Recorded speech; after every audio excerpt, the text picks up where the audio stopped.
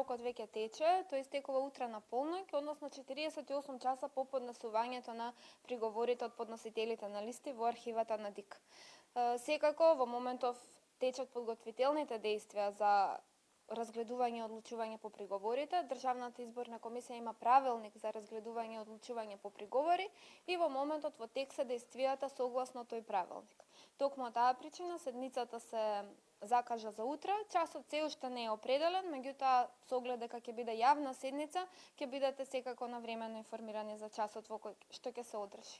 Тоа значи дека членовите сега се подготвуваат за утрешната седница, ги разгледуваат материјалите, да објасниме за гледачите попластично. Така, да. Се разгледуваат материјалите кои што се приложени како докази кон приговорите евентуално, се утврдуваат постапките кои што понатака треба да се преземат, меѓутоа сите действија секако ќе бидат јавно соопштени на седницата и ќе имате можност да ја проследите расправата, како и процесот на одлучување по приговорите.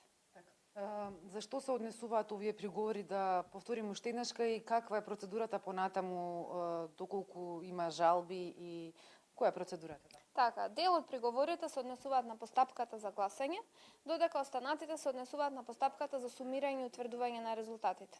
Сите приговори се поднесени за избирачки места во изборните единици 2 и 6.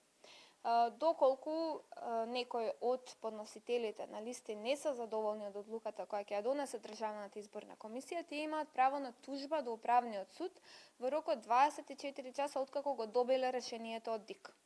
Потоа управниот суд одлучува во рок од 48 часа по добивањето на тужбата, пошто откако ќе ги добиеме ние сите одлуки од управниот суд, Државната изборна комисија ќе ги објави конечните резултати.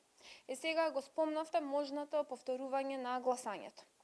Тоа ќе се случи доколку некој од приговорите биде прифатен и гласањето на тоа избирачко место биде поништено, меѓутоа само доколку бројот на избирачи запишани на тоа избирачко место може да влијае на вкупните резултати за целата изборна единица, односно на финалната распределба на мандатите.